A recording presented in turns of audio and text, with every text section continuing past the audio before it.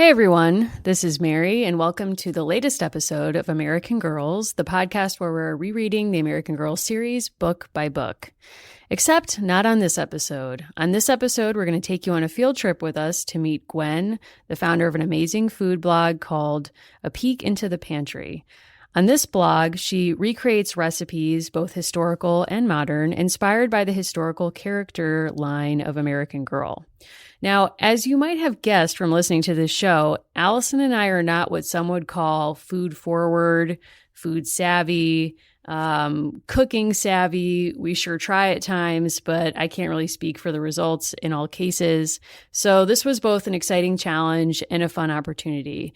We got to spend an afternoon with Gwen a couple days after Thanksgiving and make a Kirsten-inspired dessert. So we're really happy to bring you this episode.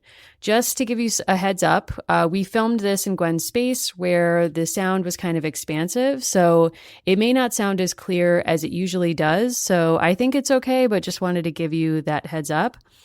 And let me just set the scene for you to take you on this field trip. Allison and I began this journey bundled up together in my Subaru, where all great journeys begin, in a Dunkin' Donuts parking lot. You know, I was in my Subaru, but I'm still thinking about my Saturn, and I just want to give a shout out to everyone who's reached out to me to tell me their Saturn story. Did not realize there were so many of us out there, but, you know, I'm happy to know there's still some Saturns on the road. So without further ado, we're going on a field trip, and you're coming with us. Let's go.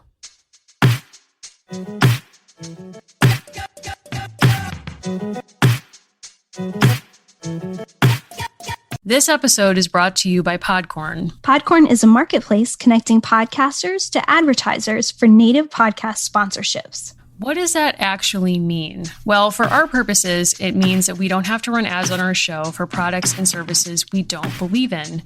We take this community really seriously, so we've in an ongoing way been trying to match with products that actually meet our mission and our values and are things that we're proud to support. So Podcorn has been a really wonderful service where we've been able to log on to their site and find a bunch of advertisers who want to work with us that we're excited to work with as well. If you're a creator and you're looking for brands that you might want to work with, Podcorn is a great option. They have a marketplace mission to give podcasters transparency, creative freedom, and control, and you never give up exclusive rights to your podcast. Click the link in our show notes to learn how to sign up and to learn more about Podcorn. That's right. So just head over to podcorn.com and get started today. Okay, so we're sitting here in the Dunkin' Donuts parking lot, and we're trying to plot, our next adventure here. We're about to go on a little road trip. I have a munchkin betwixt my fingers. It's beautiful, although we didn't necessarily want Gwen to know that we're dipping into the munchkins we're buying her, but Gwen, that's just where we're at in our lives right now. So what are we doing today? So in the spirit of going to grandmother's house, the Olsen Twin Classic, we are going to Gwen's house in an undisclosed location in New England. Yep. We are journeying together. It's a several-hour journey overall. Yep. And she is going to teach us how to bake a traditional Swedish cookie in honor of Kirsten. I'm both very excited and very scared for us. Like, I did bake 5 pies this week for Thanksgiving, so I have that going for me, but it's kind of like that's all I'm bringing to this. I think we're bringing a spirit of adventure. My mouth is half full. I apologize. We're bringing a spirit of adventure, and also I just want to say that, we wanted to bring a hostess gift. We do have a little something else for Gwen, but, we thought the best thing was a Dunkin' product because that's what we're into. They are not sponsoring us, I should say. Not yet. Not yet. But, we got her some munchkins, and then they look so good that we're dipping in. And I thought our plan was to tell her we got her a 20 count, but you kind of just blew the whistle on us. Well, I think we're really excited because we've admired Gwen and her work for a long time. Yes. You may know her better as at A Peek into the Pantry. Right. Which is a play off of A Peek into the Past. So today we're going to be giving you a peek into her life and our lives as domestic ne'er-do-wells. Oh, God. All right. Well, let's do it.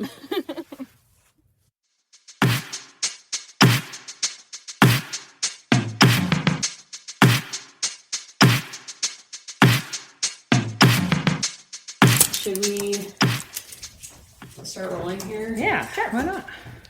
So, I don't even know how we should begin, Allison. We were calling this an undisclosed location in New England. We did. So we didn't say like where because we did like an on the road thing. We did an on the road thing. We had a pre-departure meeting at Dunkin' Donuts. We did. Nice. And, we both kind of admitted to each other a thing we already know, which is that we're not great bakers. I did make 5 pies this week for Thanksgiving, but, that's sort of a one-off thing I do once a year, and then I sort of, shut that door. I mean, doing 5 pies for Thanksgiving, I would understand why that's okay, we're putting around on this. So we're just very appreciative you would have us in your undisclosed location to bake something that is Kirsten related. Well, thank you guys for having me. So what is it we are doing here today? So I'm going to walk through the official American Girl recipe for Kirsten's pepparkakor cookies from Kirsten's cookbook. Pepparkakor are a traditional Swedish cookie that are usually eaten around the holidays. It's a very thin, spicy cookie. When you get them commercially, they're so thin that they often crumble in the package if they've been bumped in transit or anything. And that's how they're supposed to come out. This recipe always makes them a little bit thicker, but it's fine. They're tasty, gingery cookies. And if I'm remembering correctly, they are a really old tradition in Sweden, going back to 1400s-ish. And they're called pepparkakor because they at one point did have pepper in them and were more sort of a little bit more savory than what we would be eating right now. But it's, a typical sort of medieval, spices are great, let's put them in everything kind of dish. We just discovered pepper. Yes. Put it in everything. So to start, I guess I'll just walk through. Yeah, just go through it. And maybe before you walk through, Sure. you can introduce yourself. Oh, yes. And your lovely Good sous idea. chef. So I'm Gwen. I'm the writer and creator and most of the labor behind A Peek into the Pantry, which is my food blog where I have been for 6 years now, going through different recipes and just sort of favorite foods that would have been enjoyed by the various American Girl historical characters. It started out as a project to keep me busy after graduating from undergrad and trying to decide what I wanted to do professionally and stuff. When I graduated, there weren't a lot of sort of museum jobs in New England that were open to folks with just a BA that were something you could actually live on. So I took a bit of a break from school to earn some money so I can go to grad school. And the blog was sort of a nice way for me to still do history without being unemployed. It was also a way to actually just to learn how to cook, because I was always very intimidated by the idea of cooking or baking anything that wasn't just from a packet. And I realized fairly quickly that I, was both I'm just sort of stupid and will try anything. And if it doesn't work out, that's fine. And it's worked out more often than it hasn't. So that's been pretty cool. My mom was always very you're crazy. You tried all these weird things like making your own bagels. I would never think to do that. And it's well, I had no concept of how difficult it would be. So just went for it. And that kind of blind courage has been helpful. So it's been good. And then this is my wife, Jess. Hello. Jess or Jessie. I think you've called me Jessie on the blog. I've called you probably both before. But I'm Australian. I moved here last year, and so I've actually managed to help in the kitchen and been able to do that, which is nice. I was supporting from a long distance away for a while and always wishing I could taste all sorts of weird things that you make, which I now get to do. So, and I should note that we did not arrange in advance to show up here today in the same outfit. We did not, but we are Jeans, matchy. Horizontal lines, It's a lifestyle. It's stylish. Although I do want to say that yesterday my uncle at Thanksgiving looked at my sneakers I'm wearing today and said, "Oh, those are cool. They're like bowling shoes." Now I have to and look now at I'm them. sitting with that. It's that's not really a compliment, right? Yeah, now, I don't know. You got to reevaluate something. It's just not I just in terms of internally think about it, discover if you're okay with it. Thank you. Yeah, I have to do that work on myself. Some soul searching. Appreciate that. Yeah, I guess. I mean, geez.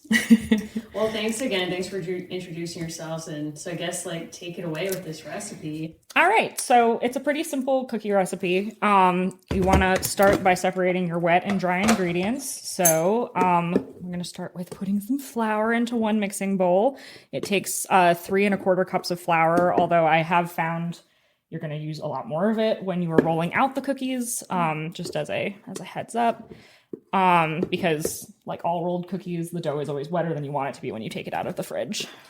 You are saying these things like it's known. And I'm taking a lot of notes. Yeah. Can I ask a question about flour? Now, Sure. You know how sometimes on baking shows you see people making a big show of sifting flour? Is that just a scam from the baking industry? I feel like yes. I know that's a controversial opinion. I think that it depends on what you're making. Something like if you're making like a custard or like something that needs it to be dissolved, sometimes you can have like lumps in the flour, which can be annoying when you're actually trying to like make something smooth.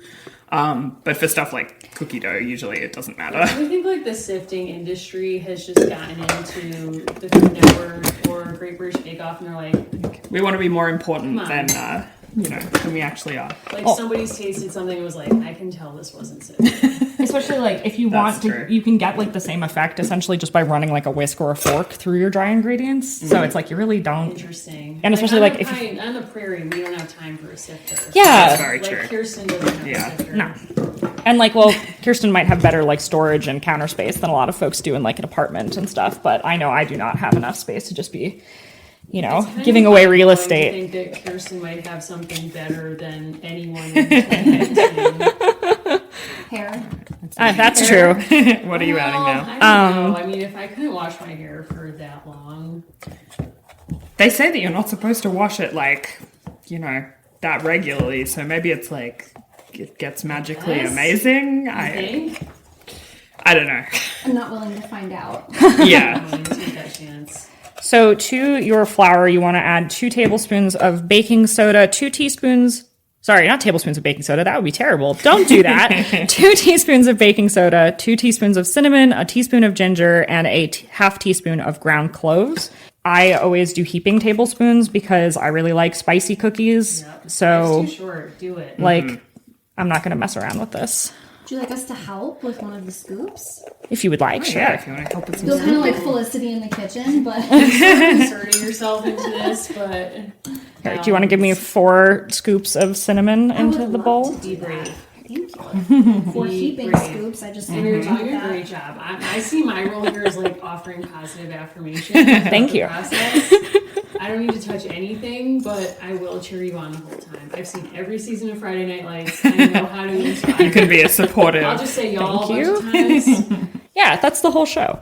That YouTube video of right, I think we're just gonna use the whole thing. They cut together every time. There was very little left in the There ginger. wasn't much left in it. Oh my god! You just edited that whole thing out. It had like less than a half tablespoon Yeah, left in it. there wasn't that much in there. Which was actually, the ginger is definitely like the critical spice in some ways. I know there's more cinnamon in it, but ginger is very strong. Also, this is powdered ginger. I had someone ask me recently on a recipe if I meant powdered or grated, and it's powdered. Yeah. But Any difference there? grated, it would be, it's a sharper flavor and it's also wetter, so the texture would be a lot different. It's like, just little change the recipe chunks. of like Sure. how much dry ingredients you would need to add and everything. Allison and I are nodding like we're following. Oh yeah, the last time I cooked with wet ginger, like this totally messed up my homemade something.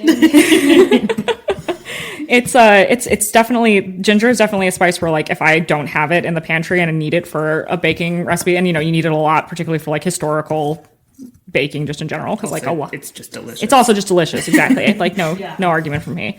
But it's like if you don't have it, it's like, if you don't have nutmeg, like, but you have cloves or whatever, like, okay, it'll change the profile a little bit, but it'll still probably be okay. It's not that. But ginger, definitely, it's like, oh, and like all of the heat will be missing from this. Great. So this is a ruined spice cake. And I think now to like, that happened a few months ago. So like to combat it, I was like, make sure we buy ginger. And then like it was in a different bottle than it usually was or something. So then I was like, we still don't have any ginger. So now we have more ginger than we will ever need in our pantry. It's not than we will ever need. We both love spice cookies and Well- spice cakes and stuff, so we'll use I was it. gonna ask, like, how are your like likes and dislikes, like culinary wise? How are they different? Not different? I assume you guys are pretty newly married, right? I mean, Yeah. Well, we got married in August last year when I came over, and then we did oh, got it. Yeah. like a big celebration. A big VE Day inspired celebration. Oh my God. Yeah. First of all, congratulations. Thank you.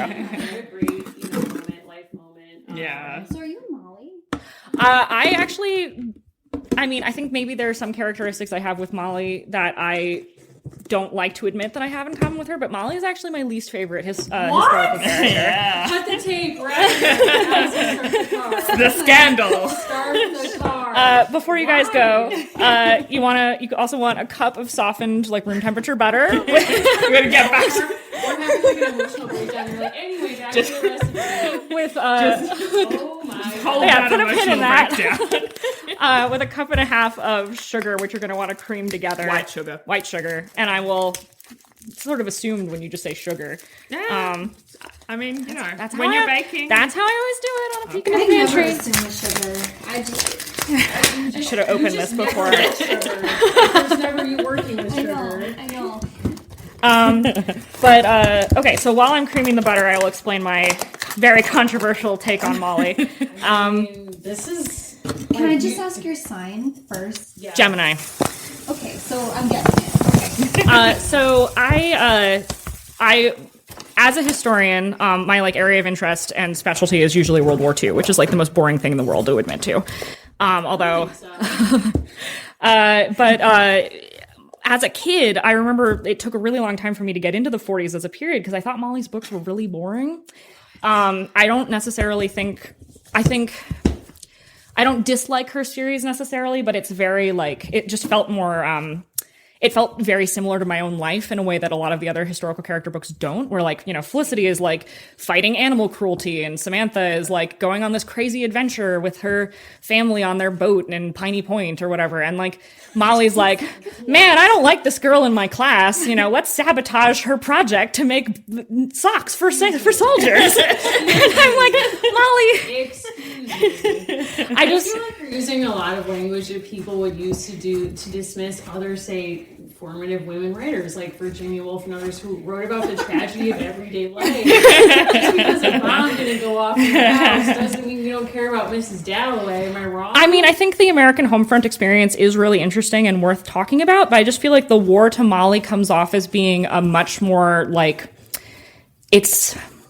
Well, you've told me like she's seen. I haven't read the Molly books. I've only read some. I'm new to this whole thing. You know, Sure. I mean, as an Australian, we didn't really have She the didn't really grow American up with girl this. thing. The same way we did. But like you've told me, like it that Molly feels quite. I guess like the selfishness sometimes of her being like, yeah. oh, my experience is really bad, and then it's like, but Emily's like, I had to leave my family and home. So and like, that I sucks. think I volunteered at a American Girl summer camp with a bunch of young kids. Could you grab an egg for me out of the fridge, by the way? Yes.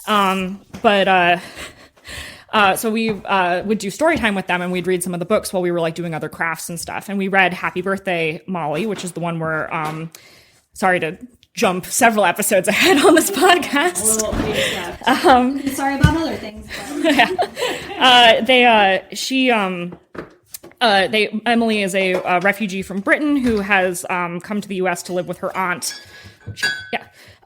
Who is in the hospital, so she has to stay with the McIntyres for a few weeks while her aunt gets better. And Molly is like, man, I can't wait to play bomb shelter with this girl and like talk to her about how cool it is to meet the queen and stuff and the princesses.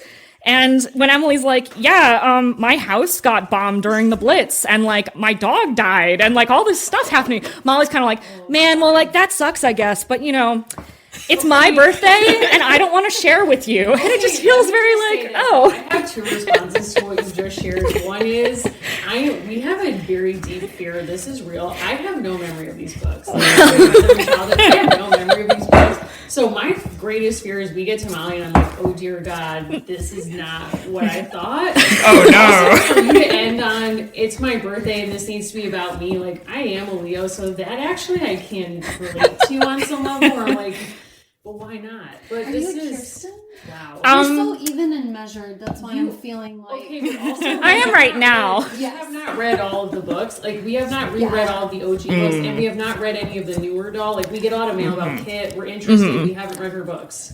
We're gonna get there, but we're not there yet. Yeah, no, I So get if you might identify as a doll that we don't necessarily know. I actually think that is actually a little bit, because I have thought about it having listened to the podcast and hearing guys are like, oh, when we get the emails from Kirsten's or from Samantha's and stuff, I feel like I'm actually probably more of a Rebecca who is a little bit of like a, That's great. Yeah, she's a little bit attention seeky, but in a meaningful and a like means well sort of way. I don't know. Yeah. We know a few Rebeccas. It's been lovely great. every time, and you're in deep. Yeah, you guys Because are. if you're a Rebecca, it's not casual. See, No. that's the thing is like we have not gone there. Yeah, there's no casual Rebeccas in this world. Not the case. What about you? Where are you at in this? I don't know if you know any of the characters well enough I to don't make know a any call. of the characters well enough. What would you say that I am? That's an intense question. I mean, I think, you're very empathetic and patient with me, and I know I can be a difficult friend. So probably like a Kirsten. I don't know. Like that sounds. I'm right. happy with being Kirsten. I like Kirsten. I did also, admittedly, as a kid, I feel like a few books that I have read, not all of them, but I've read some of her. I feel like books, as a kid, I definitely I wanted to be Felicity. Like I thought she was the coolest fictional character of all time. But I was definitely like, you are more of a Kirsten because Kirsten has a lot of incidents where she has a good idea and things don't really turn out. Sideways. Yeah, and I'm like, that's something that's very relatable. And I really again, I've known you collectively for 15 minutes, but I feel like you both are better friends than Kirsten. Kirsten basically is like the opposite of a phone a friend. She's like a forget a friend, where she's like singing bird. Who knew? R.I.P. Marta. Yeah. Marta? She's a Gemini. Who was Marta? I'm still mourning Marta, and Kirsten Oh, has yeah. moved That was way deeply on. sad. Also, you've just added... 2 tablespoons of maple syrup, You keep it coming. a tablespoon of water, and an egg go into your creamed butter and sugar, and that's your wet ingredients done. Then when you've mixed those together, you add in your dry ingredients and a cup of flour at a time, so that you can, not get overwhelmed with all of the No sifting. no sifting. No sifting necessary. No sifting necessary. Yeah. Thank You also God bless. the cookbook is always telling you can do things by hand, but you could also do it in a stand mixer or So whatever. Are these cookbooks not great? What's your assessment? I have very mixed feelings about the official cookbooks. I've made some things from them that are delicious, and I've made some things that are terrible. What's the worst thing you've ever made? The worst one is 100%, and it was so disappointing, was Felicity's pumpkin pudding, which is in the chapter that is supposed to be her favorite food section, and on the illustration on the cover, she's holding the crock with it in it, and it said this is Felicity's favorite thing, because in one of her books she mentions that she's growing pumpkins in her garden, so it's supposed to be that when the pumpkins are ripe, you make them into this delicious pudding. Okay. And it seemed like it would be good. It had a lot of molasses, it had pumpkin, it had a bunch of spices, all favorite fall flavors. Yeah. We put it in this buttered baking dish, we put it in the oven, it bakes, and it smells amazing. The house is just perfect fall scents. Take it out, scoop it into a bowl, and it just has this awful spongy texture and is not sweet at all, which isn't, it's to be expected with a colonial dish or whatever, but a lot of these recipes tend to be adapted for a more modern kitchen because they're meant for kids in the early 90s making it versus a kid in the 1790s. But it's although I know Felicity is from the 1770s, just in case anyone gets upset that I said 1790s. But it was disgusting, and I thought maybe if I add some ice cream to it, it'll help. It did not. It was rough. It was really awful. Most things. Yeah. So that was pretty sad. That was a very early recipe I did on the blog. But I think a lot of them. So I really do genuinely like these cookies. I made the Lucia buns. I've made the full breakfasts from Samantha and Addie's cookbooks. And a few others, and most of them have been good or okay. I think one of the things I sort of find frustrating with a lot of the sort of official American Girl recipes is that they feel either particularly the stuff that the company puts out now, they often are not well distributed to people, and often are sort of this doesn't actually seem like a practical recipe that a kid could make with minimal adult supervision.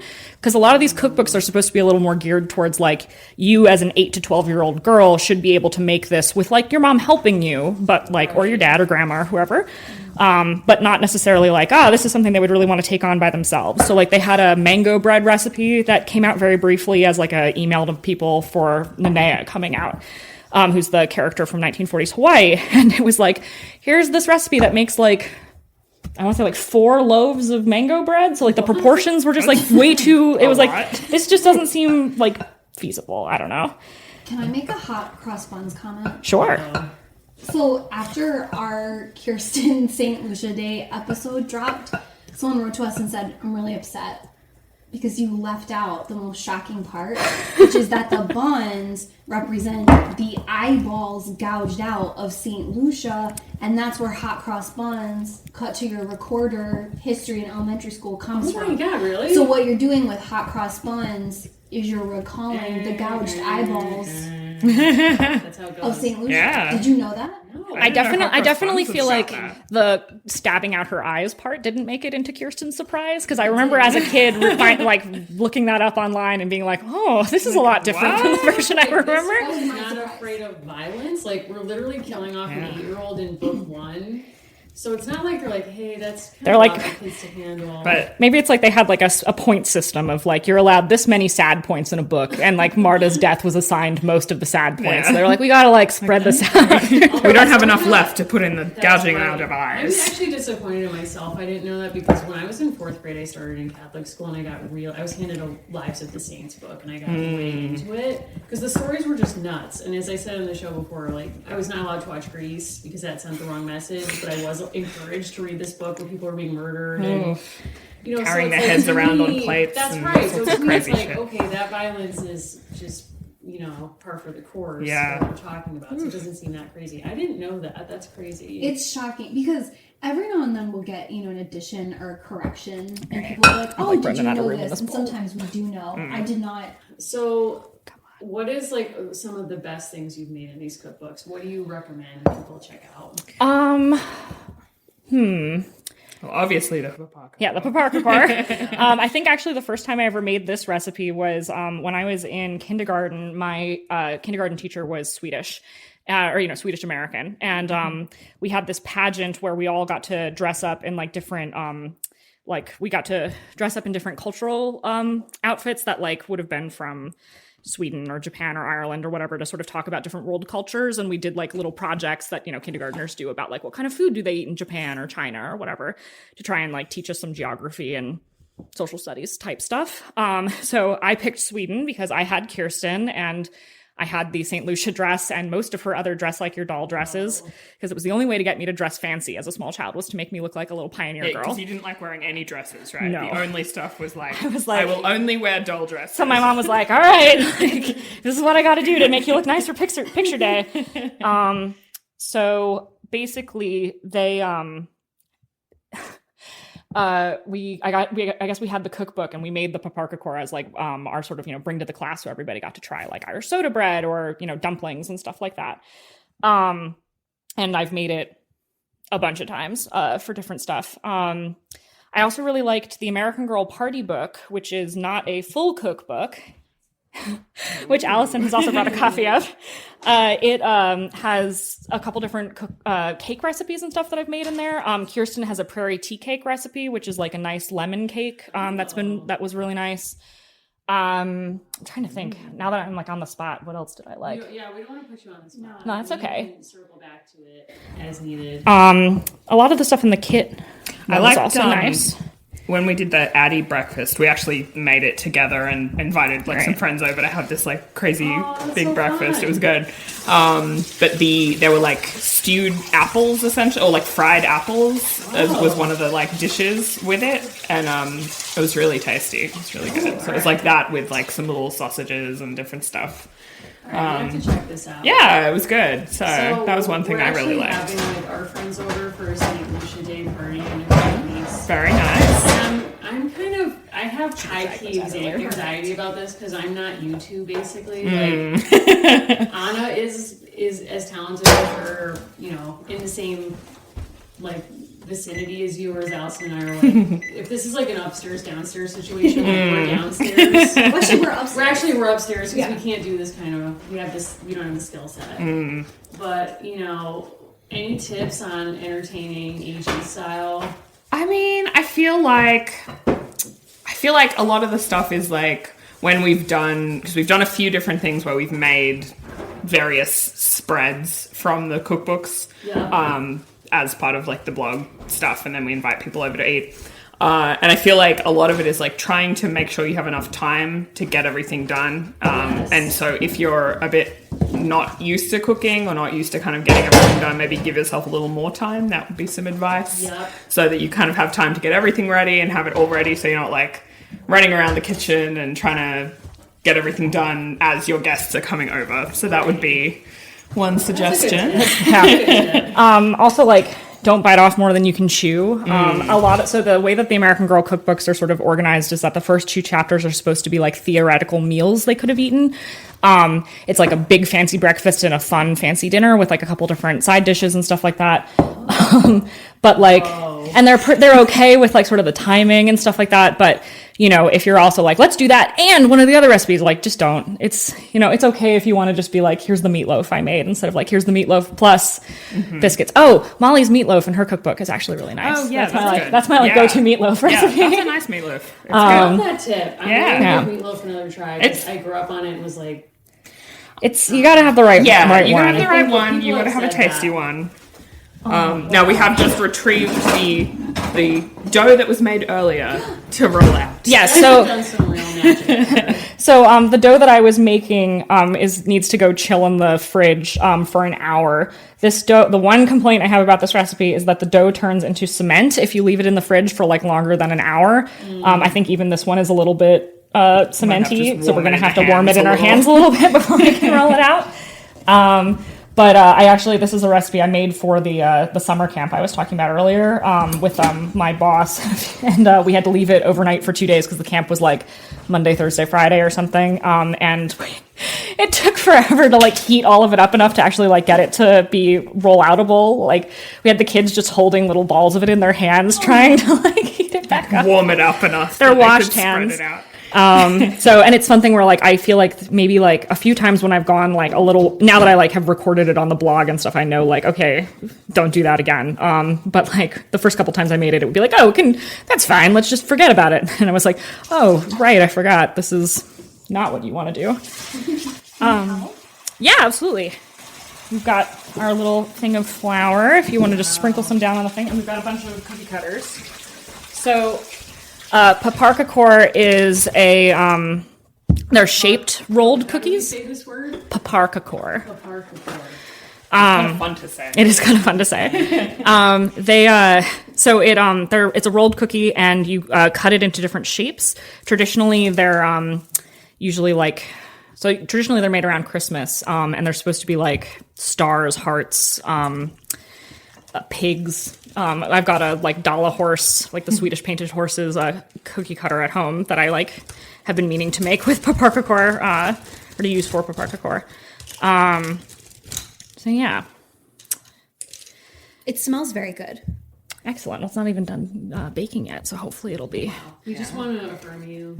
Thank you. No, I appreciate it. I'm glad. Hey, Like, y'all, you're doing a great job. Y'all. She loves some positive reinforcement, I'm my here for wife. that. So. I'm totally into that. I'm always about like being a cheerleader. I, like all historians, am a deeply anxious person, so. I hear you. You know, it's like I'm a sea of anxieties all the time. So the fact that you've let us as a fellow anxious person into your space and have like shared this very personal thing with us, this talent you have, I really do appreciate it. I celebrate you. Well, thank you. Well, it is helpful that it's like, okay, these are comfortable people in many ways of like, I know you guys are sort of in the same very small world. We really are. I was just saying to someone the other day though about like speaking of being a historian and a woman historian, that so much of the grad school experience and training as a woman historian only serves to make you even more insecure. Mm-hmm. So coming out of grad school, it's been sort of a journey for me to actually feel like I'm competent in even basic areas of life, and I'm kind of like, where did this come from? But no, I feel that. I was actually just joking with my parents recently where I'm going to be doing some stuff at NCPH in Atlanta, and we were talking about how going to conferences is a lot of fun because you get to meet all these other people and stuff, but it's always so funny how a lot of folks are you sort of have that moment of realization where you're like, oh, you're just as like scared of the future as I am. Like desperately clinging to that one internship you had and hoping that you didn't make a terrible life choice. totally. Oh yeah, totally, 100%. So it was funny. Yeah. I mean, I think choosing a career in history only serves to make you constantly question every life choice you've ever made, because it really makes you work for it. There's not a lot of reward all the time in being a historian, except for work. You have to really love it. Exactly, yes. And I mean, I do always think like, well, you really hated being in insurance, so like, That's the rolling. oh sure, here you go. That was always Shall we my- do it? Yeah, if you wanna do some rolling. Working in insurance was always, for some reason, my nightmare, and I don't know why, because I've never actually done it. But to me, it just seems like it would not be a good fit for me. But It was, there were some pluses and minuses, but I'm ultimately quite happy with my decision to I think flee and go to grad ultimately school. It was not a good long-term fit for you. well, and I think that something that is a reward about being a woman Yeah, who's try it. this is going to That sound was a really little cheesy, warm, but so like try the that. community You that did a good you job. find in it. I have like, very getting warm to know hands. You guys through this, Mm-hmm. like you guys are like, I feel like you're our like speed kind of person. Yeah. You know what I'm saying? And so working history can be cool and finding, and like doing the show has been so revelatory, and just like the community that's emerged through it of people we hear from who seem to have like a lot of shared interests or Experiences, experiences, so that can be That's its own cool. value. Yeah, definitely. Even if it's not a 401k.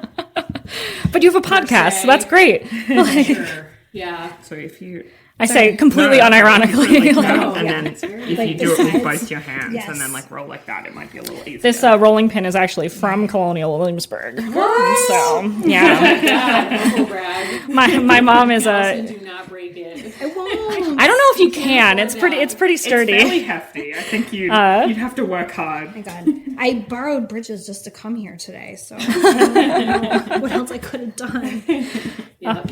My mom is a big Williamsburg fan, so it's pretty funny because it's definitely like I'm a little. So I got my Kirsten. My grandma is my mom and grandma are both former teachers, and they found out about American Girl through because they would send catalogs and stuff for the books to teachers. just cut out And my that grandma little loves now, dolls and was and so then excited we to can buy do one for it. me and my sister when we got older. And I didn't care about dolls as a kid at all, unless it was oh, this is Wendy from Peter Pan or whatever. I was Barbie. I don't know. Yeah.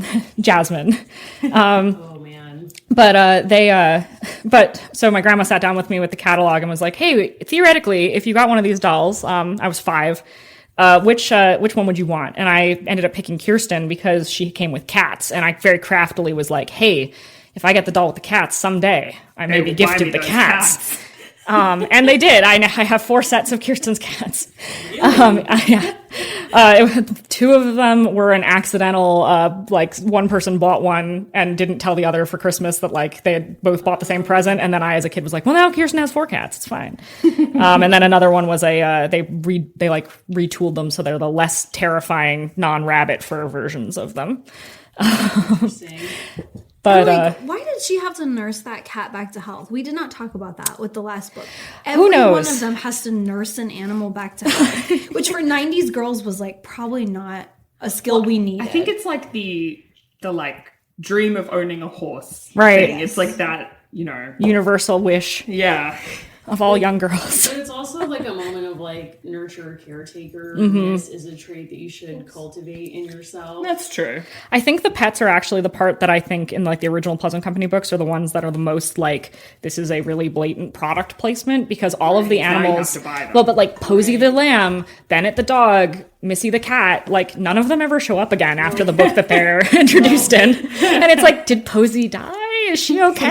Oh no, where's Posey? Posey's fine. Yeah, Posey's good. Posey's totally fine. It's everything's great. It's fine. But it does feel it feels like total product placement, but also a gender dynamic of that nurture caretaker moment. Oh yeah. Because I also was reading heavily Matt Christopher books at the same time, which should have told me something about myself, but did not at that stage. But Oh, that's there's all right. never a scene in books designed explicitly for boys where it's and now you will care for an animal. Now you will Maybe care I'm for a wrong woman. about this. Men and horses. Men are asked Men to and care horses. for horses. That's yeah, true. That's true. Yeah. That's true. Or a dog. Did you guys ever read or see the movie Where the Red Fern Grows? Oh yeah, we were just talking about that last night. We actually were discussing that and Old Yellow last night. So, I had a teacher who every time she was I give up or I've reached a space where I can't actually speak to you, she would roll Where the Red Fern Grows to the point that we watched it twice in 1 year. Oh, I was gosh. We've kind of been on this journey and people would have straight up breakdowns during. Do you know that book, Allison? Yeah, that's her But cry no, for actually, help. that's actually It was- accurate. She's the right Okay. person. It's supposed to be really She thin. I was always the right person. chicken out. But yeah, so So I guess kind I of stand corrected conveyor on that belted front, so along I was here. caring for horses. No rush. Can I just say I wore Argyle today because Like, I made assumptions, and that's on me. To let this go. No, don't profile. That's what you take from this. I'm sorry. Just because you have bangs, I made assumptions, and I'm sorry. Actually, you know how there's always the discussion of will you cut your own bangs? I do cut my own bangs. I did 2 days ago. Yeah. It's the holiday. Good life choice. Stance under when you cut your own bangs? Like, is it related to stress? No, it's like it turned into me just being like I'm tired of paying like $70 to get a haircut and then hate when it's it. just bangs as well. And so it's like, oh, like you've ruined my bangs. Great. I just feel horrible about myself. And then, you know, it's like, well, if I'm going to have that happen, I might as well have myself to blame and not be out $70. So that's where we're at. I made a very recent case, whereas I've been with Allison when it's like, you're sort of like mid-spiral, mid-breakdown, like sort of driving your car, like cutting your bangs. Like, it's a different thing. I've done that twice. Okay, but that's what I'm saying. It shouldn't be Wait. You've cut your bangs while driving?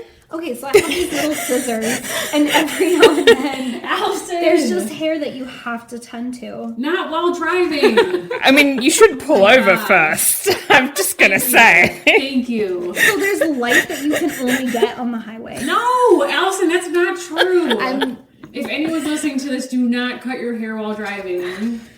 Please don't do anything except drive while driving. I don't drive, so it makes me anxious. It's click it or ticket, not clip it or ticket. Yeah, it's true. I think that's a very sensible approach. I spend up to 3 hours a day in the car. Stuff's gonna happen in there. No, it should not. That should not It happen in the shouldn't, car. but It's, oh my gosh, just somebody, I don't know what to do for you. I need like a Spirit Straight program, but I'm not sure that I have to make my own. They don't make it for this. no. Not yet. I guess soon. Wow, that's not good. I feel like I'm really not compliant. Like, Oh, that's I'm fine. the Felicity of this. No, it's going well. It's fine. They also they don't tend to expand a lot in the oven, so you can really cram a lot onto a tray. The recipe says it makes 3 dozen cookies, but we're using very small. We've cookie got cutters, very small so, cookie cutters. They're from some American Girl set. I'm not sure which one it is now, but it might be like it's the Williams and Sonoma mixing bowl that we found like deeply discounted for like $10 at our Is that Williams the one- Sonoma outlet. Oh, sorry. That's okay. Was that the like teal one? Yes, With where the logo has and now the logo is washed like off. smeared off in the We dishwasher. have a friend, Grace, shout out to you, Grace, who gifted us. I got the Madeline Ooh. kit, and Allison got the pancake kit. Cool. Very nice. We've not tried them Can I yet, take your but, scrap? Yeah, absolutely. Go to town. That star is nice. But it's like, that's so pricey. Like, I always go in there. and Oh, I'm it's like, so stuck I to think this. my purse is going to brush up against something and I'm going to have to, like, sell Anna. Like, I'm not going to be able to deal. Do you have any tips for getting married around either a World War II theme or on a World War II day? Because I did, I don't know if you know this, but I inadvertently picked D-Day as the day. Oh, yeah. yeah, no, you had mentioned. So, any tips? Well, we Our- deliberately went all out. Our first wedding, which was a like kind of quick legal ceremony with my family. the whole green card We process. explicitly Started chose our because it's anniversary forever. date to be the anniversary of the liberation of Paris, because I was like, I don't want to pick a day where I find out like, oh, this was the day like the Wannsee conference was held. Well, and also, like, to give this some context, we started talking more and got together more because we were both very interested in World War II. So Is that how you guys met? we met in basically like a creative writing group online. Cool. Oh, that's so cool. And we had known each other for quite a long time, but hadn't been like particularly close friends, just like kind of acquaintances. Sure. But she was a devoted blog reader, even. I when was. I read the blog. Important. Yeah. How do you not? We wouldn't do this. It's true.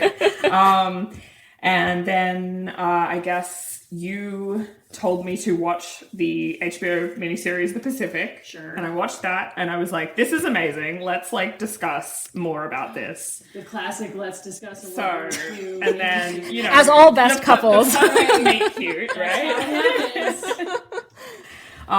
Yeah, but sorry. How did this fly on your 90-day fiance application? Well, You so know. they like after like maybe like a week Was that too before. hard? No. But We love Immigration 90 is Day fraught. Fiancé. No, immigration I do is too. fraught. Like, I don't mean to. like a week before our like big fancy party wedding, which we did a year after our legal wedding, there was a casting call out for like gay couples, and it was And we were like where was this a year ago? There's no justice. Okay, the fact is, you guys could have been amazing on 90 know. Because you could have hired us as low-key informal coaches. My God. You're actually too normal for the show. Oh, like we aggressively. would've So you would have had to just like go manufacture way the out drama Because you're an actual couple. forever. Yeah. You actually care about each other and you chose each No one is other. catfishing anyone. Our parents approve. There isn't like religious differences. Here's my first thing I would have done. I would have cast a child actor to play one of your children. Because I think the parenting element is always amazing where it's That's like true. That's true. All of the bad life choices. where it's like one of you disappears for like, you know, a couple weeks to visit the other. And it's like, well, you're just staying with grandma. It's fine. I need you to get like another parent. And then like one of you comes in and is like, I actually hate children. Yeah, I just can't stand children. I would be the one with the child. She would be the one being like, I hate children. Yeah. Yeah. And my mom would be the one who would be turned into the villain-in-law, I think. But yeah. We've already figured it out. Definitely. The narrative arc. I think we got it. Are you good at screaming on speakerphone?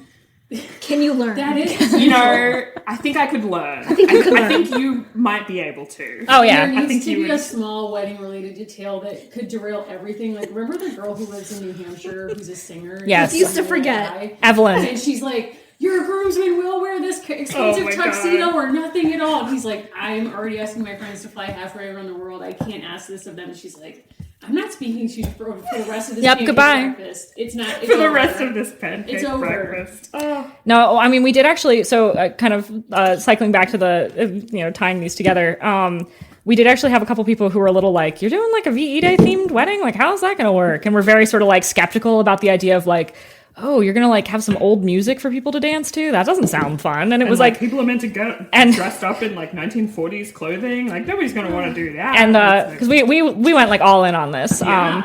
and it actually like turned out incredibly well. Everyone had a really good time. What we did for the music instead was we did a like through the decades sort of thing. So we started in the 40s and then for the dance progressed floor. for the dance floor, For all the kind of like ceremony, and- cocktail hour stuff, it was all like 40s music. It was all like kind Yeah. of swing, big bandy like stuff. but like And any then parts after of we that, opened the dance floor up.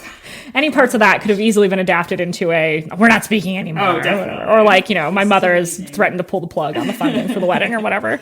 But So- yeah, we just had fun with the theme. Honestly, The thing with weddings is like you just have to do like what you as a couple are going to enjoy and like not really listen to. And like I understand that like people can have input, but ultimately it's going to be your. yeah, don't let anybody boss you around. Was there ever like a VJJ like rivalry event? Wow.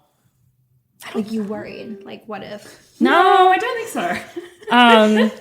It is pretty funny because we call it VE Day, but it's like it was in August, so like actually it probably should have been VJ Day. No, I'm pretty sure we did VJ Day on. Oh, maybe we did. I think we used both sort of I think on interchangeably. One of them we might have done VE Day, but we definitely did VJ Day on one of them. But it was a good time. And like, basically everyone who was invited besides like family were like other historians because those are the only people we're friends with. So they were all like nerds in way general. into it. So that was fun. So the cookies also bake for 8 to 10 minutes at 350 degrees. We have 2 full trays that are going to go in the oven now. Exciting. It really is beautiful here. Undisclosed. Undisclosed location. It is We don't know where we are right now. the home of the blog. It's where the blog got started before it had to move into a very teeny apartment. Yeah. I was complaining. I was like saying to everyone like, oh, I'm so bummed like coming back and baking here again and stuff where it's like, then thinking about like my one counter and my like small overstuffed cabinets and stuff versus like, this beautiful one- kitchen. We have 2 drawers in our entire kitchen for like cutlery and stuff. It's crazy. It's a problem. It's a Is your big stuff problem. like under the bed? Like, is there just like Mostly doll There's stuff. stuff everywhere. enough? It's No. How many dolls? I think my personal collection is now at 60. And Jess has, I think, 6 of her own. 6. But 4 of them are still in Australia. Yeah, I have a number of them in Australia. Why? Their paperwork didn't. They're stuck in waiting for their visas. They're too busy catfishing people online to bring them over. No, we're Kaya, the notorious catfisher. Kaya and Kit working together as a scout. Felicity could be the ultimate catfisher. Yeah. No question. Oh, I can see I that. can see that. I can get behind that. But yeah, we it's been funny because like I've always been like my I've always been a collector of various toys and stuff like that, and like my parents collect things too. Yeah, and you know, one of the things that was funny about realizing like, oh, you're an adult who like makes their own money now is like you can afford to buy this stuff and not have to feel guilty about it or like wait until Christmas or anything. And it's like, it's been nice, you know, to be like beautiful. If 11-year-old me was standing here right now listening to me talk about this or whatever, like her head would explode.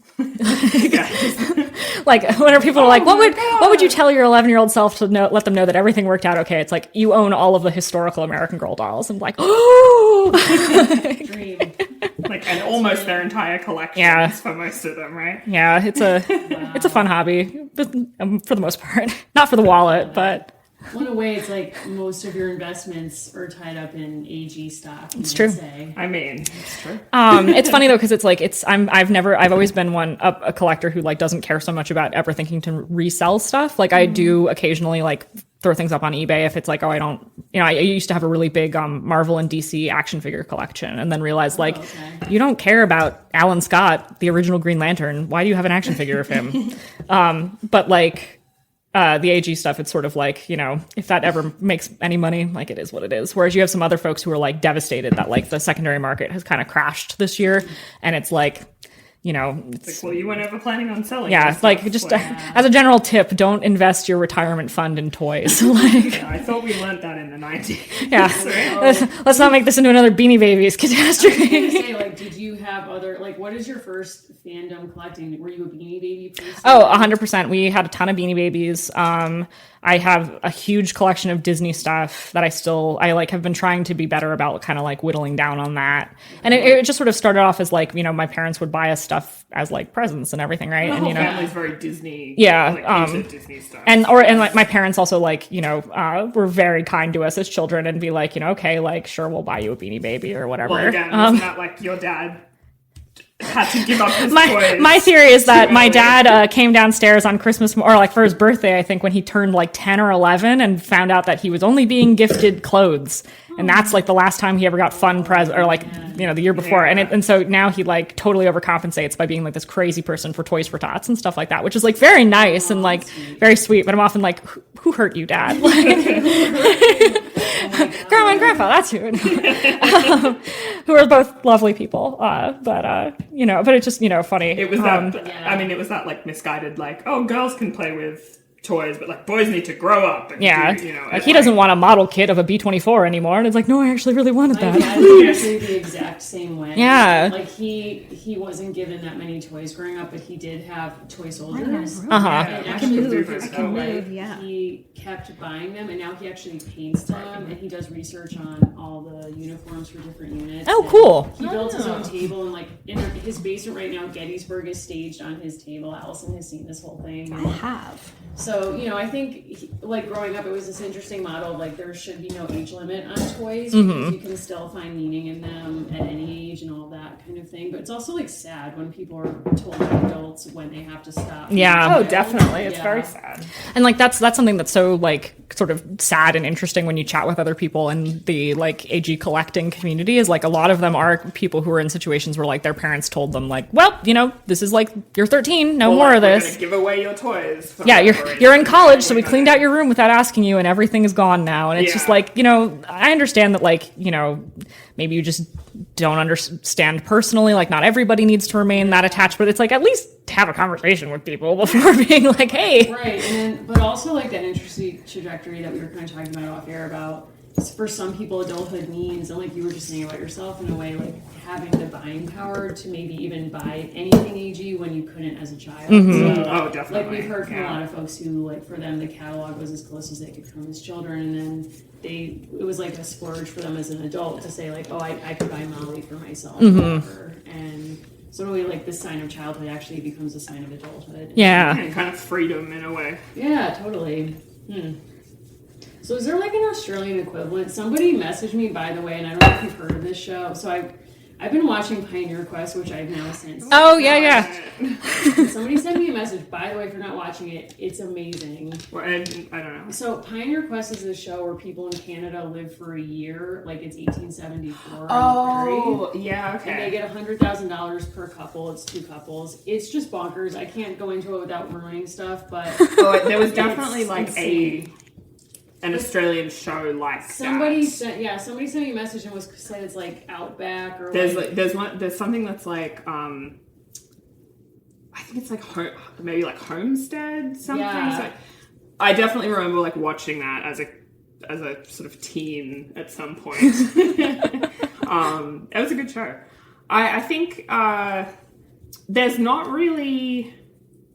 there wasn't really like a doll line or anything like that, like with the history connections in Australia. I think the closest we got was the sort of the My Story books, which are the Dear It's America. the Australian version of Dear America. Right. Yeah. They all convicts? No.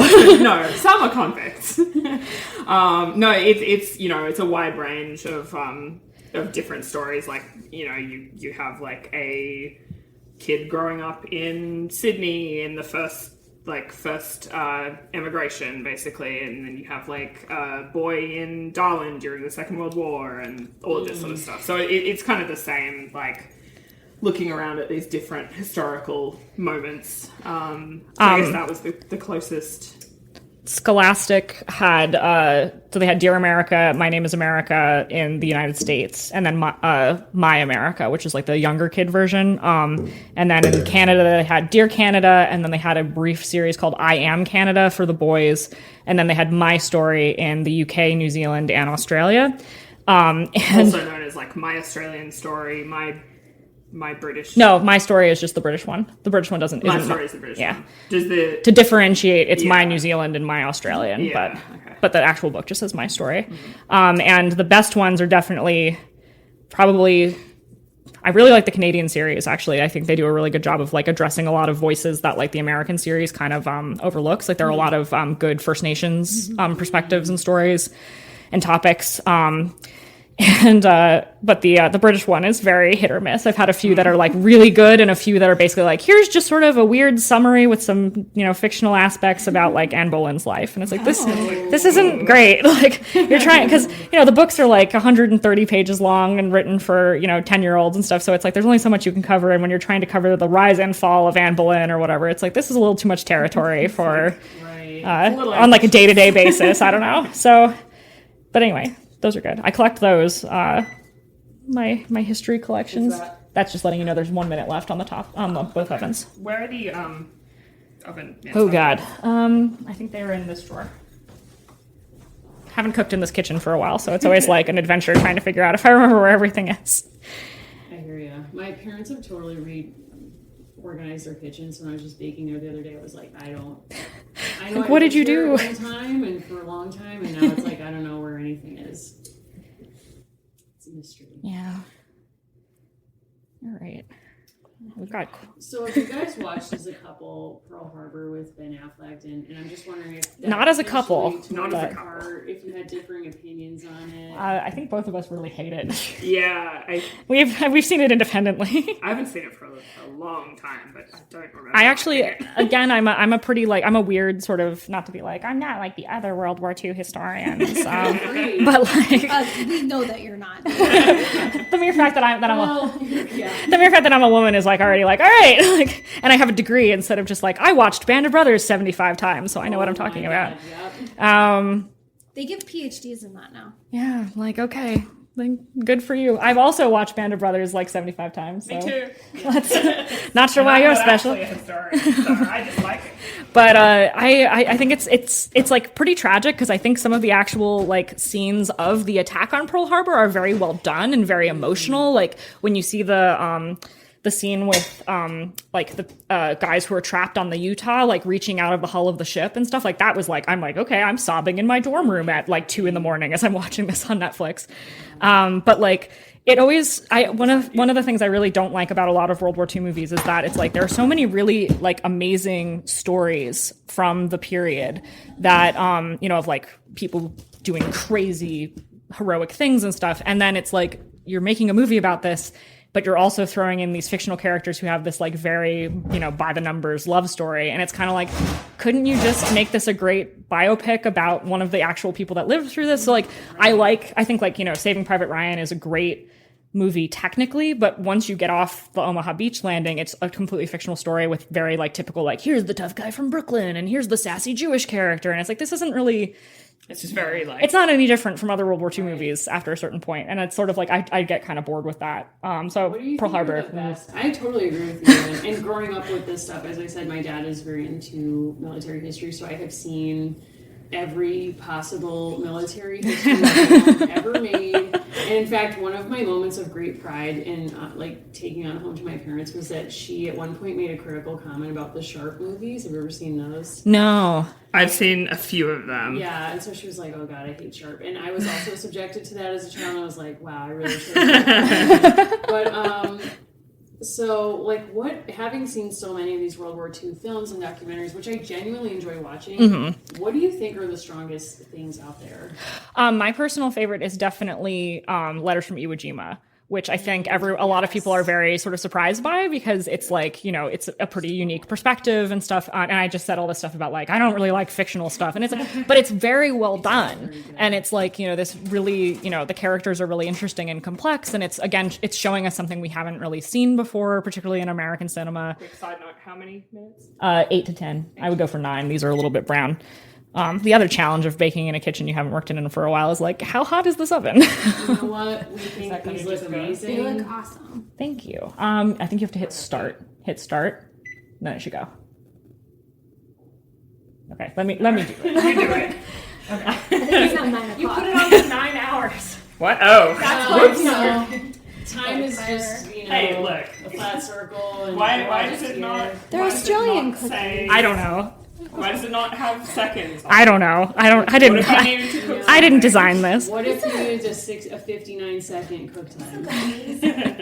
These look so good. They're sort of like wheat thins. Yeah, and they're nice because I was saying I usually make them too thick, but they're supposed to be really thin and crispy. So it's good that I had some braver. For this entire project, except here to sit here and talk to you. That's totally fine. May I have one of these cookies? Yes. Be careful, they are hot, but yes. That will never stop me. I'm gonna try a star. Yeah, go for it. So what do we think? Good? Oh my god. Kirsten approved? Yup. I'm giving you a perfect 10, y'all. Thank you. Ooh. This is great audio, just all of us chewing. Very true. Yeah. Well, maybe this is a good time to just say, like, I think you nailed these cookies. Yeah. Thank And you. the rest of us chatting, like, not only did you talk so eloquently about your research, but you also produced a mountain of these cookies.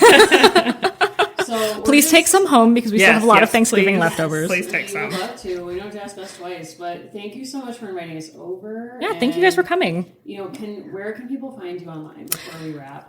So my blog is a peekintothepantry.blogspot.com, and you can also follow me on Instagram at a peek into the pantry. Very good branding of, and that's pretty much it. I'm also, You have an email. oh yeah, my People email send. is intothepantry@gmail.com if you want to send any, sort of longer Emails or form comments or about the whatever. blog or whatever. Only positive comments. Any praise. No, feel free to Positive critique. reinforcement with some constructive criticism carefully couched inside it. Yeah, compliment sandwich. I love the management that's happening on the side here. Kirsten comments only. Yeah. Thank you. But yeah, that's Yeah, been lovely to chat with you guys. lots of fun. Always good to have cookies and history chats.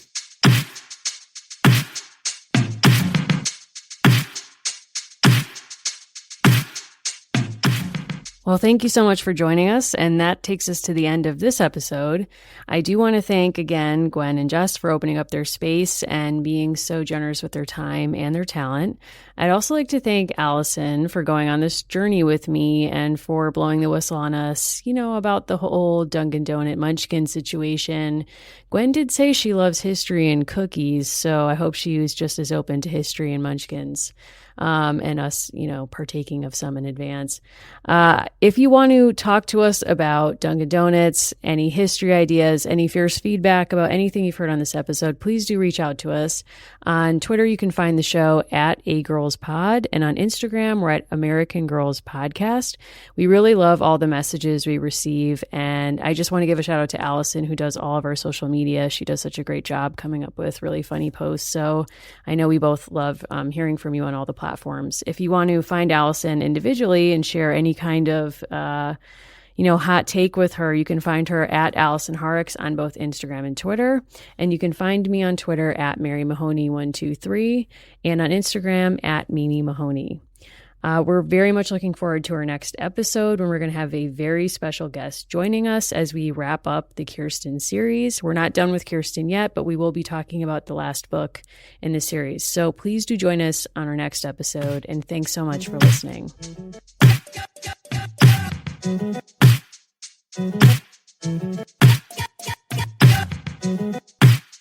Thank you.